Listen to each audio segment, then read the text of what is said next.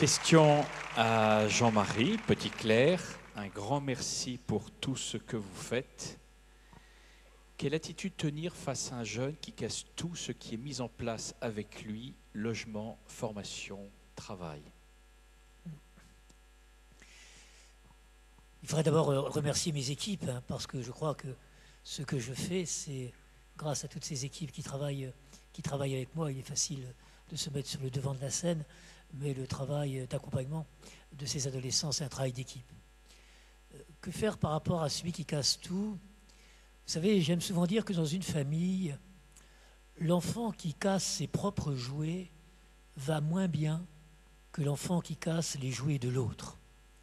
L'enfant qui casse les jouets de l'autre, c'est un sentiment de jalousie, de ne pas se sentir considéré comme l'autre. L'enfant qui casse ses propres jouets, c'est parfois l'enfant qui se sent indigne de pouvoir recevoir cette manifestation de l'affection de l'autre. Et je n'ai cessé de dire aux politiques que ces jeunes qui cassent dans leur quartier vont beaucoup moins bien que ces bandes de blousons noirs qui, dans les années 70, allaient casser dans les centres-villes. Car lorsqu'on a vu ces mouvements de violence, ces jeunes casser ces médiathèques, ces écoles, ces bibliothèques, ces centres sociaux construits pour eux, ce type de délinquance est beaucoup plus suicidaire que délinquant. Et face aux jeunes qui cassent tout ce qui peut être considéré comme lui étant donné, mais vous savez, certains disent que la société ne fait peut-être que redonner ce qu'on a pris à ces jeunes. Mais ces jeunes qui cassent sont souvent des jeunes qui ont une très mauvaise image d'eux-mêmes, et que la question qui se pose, c'est comment accompagner ces jeunes dans la reconstruction de l'estime de soi. J'ai beaucoup travaillé sur les phénomènes de violence des jeunes. J'ai toujours pu établir une corrélation entre le niveau de violence d'un jeune et sa mésestime de soi. Le jeune qui arrive à penser que la seule manière de se prouver qu'il existe, c'est d'écraser l'autre, est toujours un jeune qui est en grande difficulté pour se faire reconnaître par ses propres talents. Alors, cette casse, c'est toujours un appel à prendre soin et à essayer, mais je sais combien ce peut être difficile, à essayer d'aider le jeune à se reconstruire dans une suffisante bonne estime de soi, comme dit Winnicott, parce que trop d'estime de soi peut devenir écrasant, mais cette suffisante bonne estime de soi, et il me semble qu'en société, travailler à la question du vivre ensemble, c'est d'abord travailler à la question de cette suffisante bonne estime de soi que chaque membre du groupe peut requérir au sein du groupe. Une autre question pour Michela Marzano. Votre avis sur la mise en place des assistants sexuels pour les personnes en situation de handicap? Et puis, vous êtes un certain nombre de personnes à avoir été frustrées par le dernier point que vous avez suggéré, et plusieurs personnes demandent de résumer ce dernier point.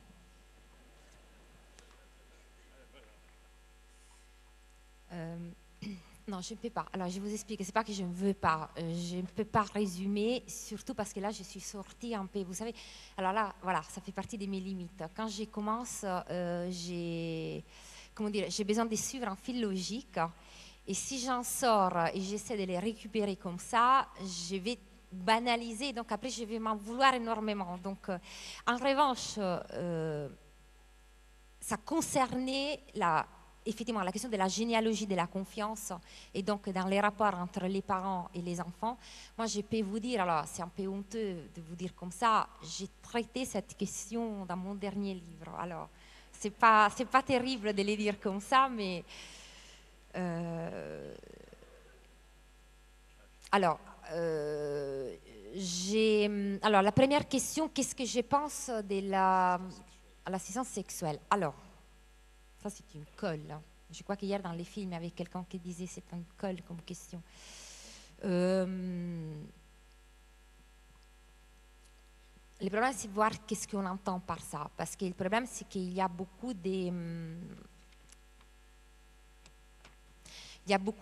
d'utilisation des difficultés des personnes qui sont touchées par un handicap dans leur vie affective et sexuelle pour récupérer une pratique qui est la pratique de la prostitution. Et là encore, c'est extrêmement compliqué parce que la vie affective et la vie sexuelle, ce n'est pas quelque chose qu'on peut acheter. Ce n'est pas en payant quelqu'un qu'on peut mettre en place un service, ce n'est pas en créant du personnel qu'on peut recevoir, ce qu'on espère recevoir par la rencontre sexuelle, parce que derrière la sexualité, il y a la question de la rencontre. Et derrière la question de la rencontre, il y a la question du désir.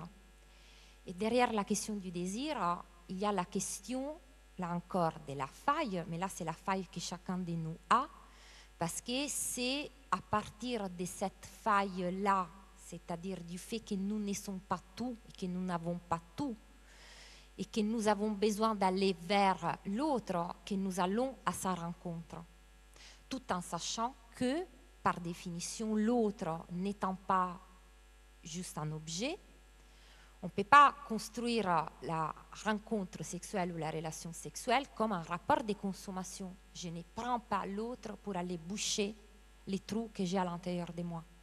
Donc le désir qui naît de ces manques ontologiques-là, qui est un manque à être et qui nous pousse vers l'autre et qui nous pousse à essayer de rencontrer l'autre et qui est un besoin profond de chacun de nous l'avons tous. Des plus normaux au moins normaux, ça c'est quelque chose, c'est un désir profond.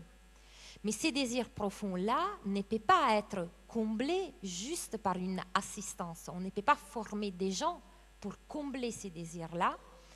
En revanche, les risques que je vois, c'est plutôt une instrumentalisation du coup de la part de certains, avec l'excuse que cela va être une aide mise en place pour des gens qui ont des difficultés.